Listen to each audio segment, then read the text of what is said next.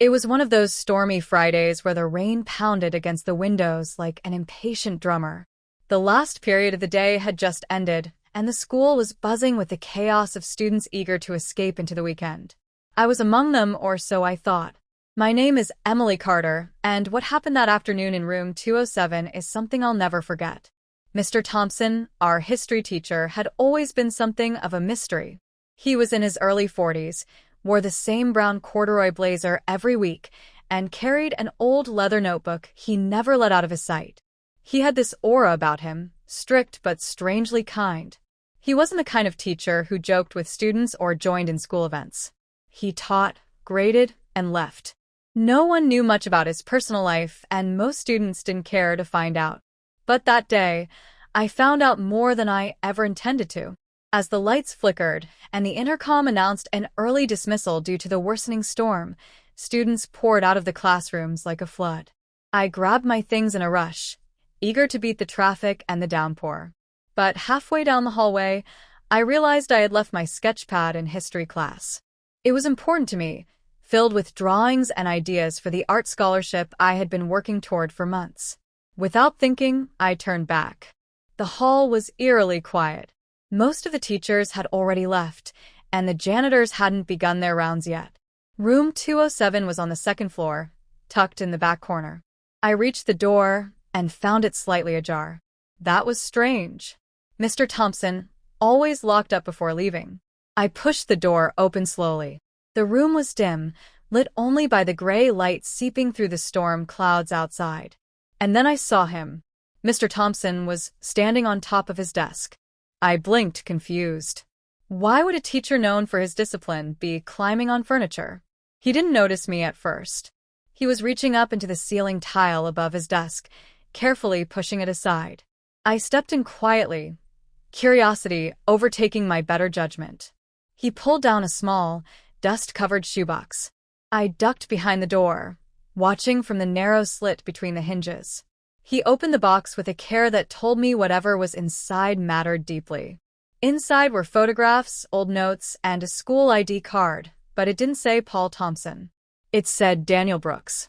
The photo looked just like him, only younger. My heart raced. Why would a teacher have an ID with a different name? Was he hiding something? My foot shifted and a floorboard creaked. Mr. Thompson spun around, eyes narrowing. "Who's there?" he called out. I stepped out slowly, guilt washing over me. "It's Emily. I left my sketchpad." "I didn't mean to," he sighed, stepping down from the desk. "You shouldn't be here." "I know. What were you doing?" I asked, the question slipping out before I could stop it. He looked at the shoebox in his hands, and then back at me. There was a long pause. I expected him to yell, to give me detention, something. But he didn't. "Close the door, Emily," he said quietly. "If I tell you the truth, you have to promise not to repeat it." I nodded and shut the door behind me. He sat down, placing the box on the desk. He took out the ID and held it between his fingers. I wasn't always Paul Thompson. A long time ago, I was Daniel Brooks. I went to this school. I sat in these very desks. He began telling a story that sounded like something from a movie. Years ago, he had been a student at the school, bright, ambitious, and in love with history. But he had been accused of cheating during the state academic competition. Someone had planted answers in his locker, and no one believed his innocence. He was expelled, his name blacklisted. His scholarship vanished, and with it, his dream of becoming a historian. "I changed my name and left town," he said. "But I couldn't let it go. I had to come back, to reclaim what was taken from me. So I got a new degree, a new identity, and returned as Mr. Thompson." I sat in stunned silence.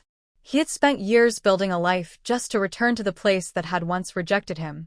He wasn't just teaching history, he was rewriting his own. "Why keep it hidden?" I asked. "Because no one would understand. I needed to prove to myself that I was more than a false accusation. Today was the day I decided to finally let it go. That's what I was doing, putting it to rest." I looked at the items in the box, the photos of him with his friends, the handwritten notes from teachers who had once praised him, the medal from the competition he never got to compete in. It was like peering into a lost life. Thunder cracked outside, shaking the windows. Neither of us moved. "I won't tell anyone," I said softly. "I promise." He gave me a small smile. It was the first time I had ever seen a real emotion from him. "Thank you, Emily. That means more than you know." I retrieved my sketchpad and turned to leave. Just before I stepped out, I looked back. He was sitting there, the box open in front of him, the storm reflecting in his eyes. The hallway was still empty as I walked out, but I didn't feel the same. I had just learned that even the most put-together adults carry scars. Sometimes they return to the very places that hurt them, not for revenge, but for healing. Weeks passed, and Mr. Thompson remained the same in class. But I noticed subtle changes. He smiled more. He started asking students about their interests. He even joined us for the school assembly one afternoon, clapping along with the rest of us. I never spoke of what happened that day, but every time I saw him, I felt a silent bond, a secret shared, a story preserved. That afternoon, my teacher didn't just retrieve a shoebox from the ceiling. He retrieved a piece of himself. And though no one else knew it, he had finally found peace. And that's what Mr. Thompson did in the classroom that day. Not just something unexpected, but something brave, something human.